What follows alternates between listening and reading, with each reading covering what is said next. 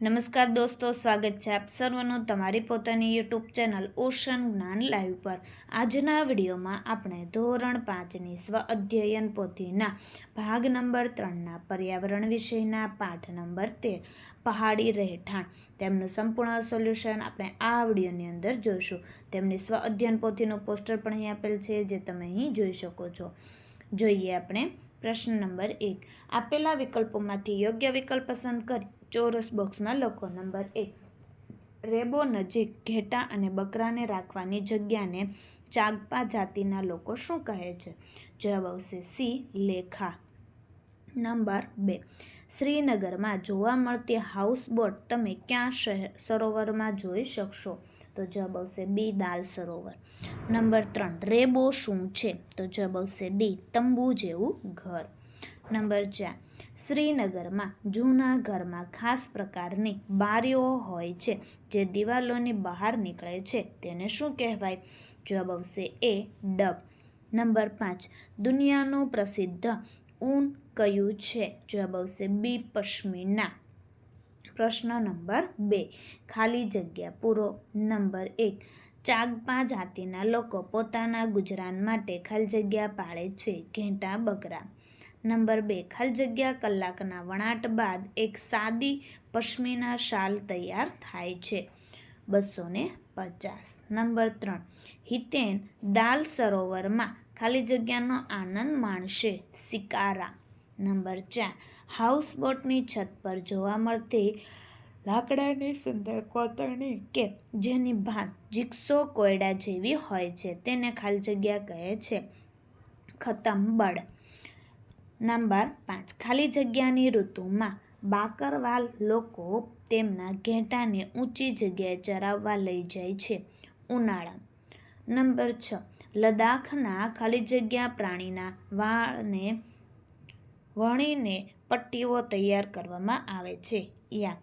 વિદ્યાર્થી મિત્રો, ધોરણ 3થી 10ની જે નવી સ્વ અધ્યયન પોથી આવી ચૂકી છે 2025-26, જે વોટ્સઅપ પર PDF મેળવવા માટે તમે સંપર્ક કરી શકો છો 7046222254 નંબર ઉપર, અને એપ્લિકેશન પરથી પણ તમે PDF ડાઉનલોડ કરી શકો છો। આપણી એપ્લિકેશન જેમને પ્લે સ્ટોર પરથી મળી જશે, ઓશન જ્ઞાન લાઈવ। પ્રશ્ન નંબર 3, વિધાનો ખરા છે કે ખોટા તે જણાવો। નંબર 1, ચાગપા જાતિના લોકો બકરીના સુવાળા વાળમાંથી પશ્મિના નામની મુલાયમ અને કિંમતી શાલ બનાવે છે, ખરું। નંબર 2, લેહ અને સૂકો અને સપાટ વિસ્તાર ધરાવતું ગરમ રણ છે, ખોટું। નંબર 3, પર્વતોમાં રહેતી ચાગપા જાતિમાં લગભગ 500 લોકો જ છે, ખોટું। નંબર 4, લેખાની દિવાલો ઈંટોની બનેલી હોય છે, ખોટું। નંબર 5, ચાંગથાંગના પથરાળ મેદાનો દરિયાની સપાટીથી આશરે 5000 મીટર ઊંચાઈએ છે, ખરું। પ્રશ્ન 4, ખોટો શબ્દ છે કે નાખો। નંબર 1, ચાગપા જાતિના લોકો સવારી અને માલવહન માટે ગધેડા કે યાકનો ઉપયોગ કરે છે, તો ગધેડા ઉપર છેકો। નંબર 2, ગુજરાતની સીમા પાકિસ્તાન કે શ્રીલંકા દેશ સાથે જોડાયેલી છે, તો શ્રીલંકા ઉપર છેકો। નંબર 3, મનાલી એક મેદાની કે પહાડી વિસ્તાર છે, મેદાની। નંબર 4, ઝૂલે ઝૂલેનો અર્થ સુસ્વાગતમ કે આવજો એવો થાય છે, આવજો ઉપર છેકો। નંબર 5, ગુજરાતનું પાટનગર ગાંધીનગર કે અમદાવાદ છે, અમદાવાદ ઉપર છેકો। નંબર 6, કાશ્મીરની દરેક ગલીમાં ફૂલ બજાર કે બેકરી હોય છે, તો ફૂલ બજાર ઉપર છેકો। પ્રશ્ન 5, જોડકા જોડો। જોઈએ, ઘર અને સામે શેમાંથી બને છે? નંબર 1, ઇગ્લુ, તો બરફમાંથી। નંબર 2, ભૂંગો, તો ઘાસમાંથી। નંબર 3, તંબુ, તો કાપડમાંથી। નંબર 4, ઝૂંપડી, તો માટી, છાણ અને ઘાસમાંથી। નંબર 5, મકાન, તો ઈંટ, રેતી અને સિમેન્ટમાંથી। પ્રશ્ન 6, પ્રશ્નોના જવાબ લખો। નંબર 1, ઠંડા રણ લેહ વિશેના તમારા વિચારો જણાવો। તો જોઈએ, લેહ એ ઊંચો, સૂકો અને સપાટ વિસ્તાર જેને ઠંડુ રણ કહેવાય છે, લદ્દાખમાં ખૂબ જ ઓછો વરસાદ પડે છે. અહીં ઊંચા બરફથી છવાયેલા પર્વતો અને ઠંડા સપાટ મેદાન છે. લેહમાં સુંદર સફેદ ઘરોવાળી ગલીઓ છે. નંબર 2, બાકરવાલ અને ચાગપા જાતિના લોકોમાં રહેલી ભિન્નતા જણાવો. જે ભિન્નતા અહીં તમને જવાબ સાથે અહીં આપેલ છે, જે તમે અહીં જોઈ શકો છો. ત્યાર પછી છે નંબર 3, તમારે 2-3 દિવસ માટે પ્રવાસમાં જવાનું છે. આ પ્રવાસ માટે તમે કયો કયો સામાન સાથે લેશો તેની યાદી બનાવો. તમારે 2-3 દિવસ માટે પ્રવાસમાં જવાનું હોય તો હું નાસ્તો, બ્રશ, કોલગેટ, ટુવાલ, નેપકિન, બ્લેન્કેટ, કપડાં, તેલ, શેમ્પૂ વગેરે સામાન સાથે લઈ જઈશ. નંબર 4, ચાગપા જાતિના લોકોની વિશેષતાઓ જણાવો. તો ચાગપા જાતિના લોકોની વિશેષતાઓ અહીં આપેલી છે, જે તમે અહીં જોઈ શકો છો.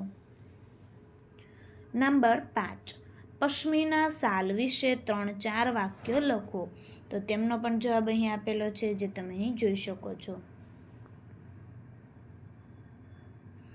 પ્રશ્ન 7, ગૌરવ જાનીએ કરેલા પ્રવાસના રસ્તાનું ભારતના નકશામાં આલેખન કરો. જે ભારતના નકશાની અંદર આલેખન કરીને અહીં તમને બતાવેલું છે, જે તમે જોઈ શકો છો આ રીતના.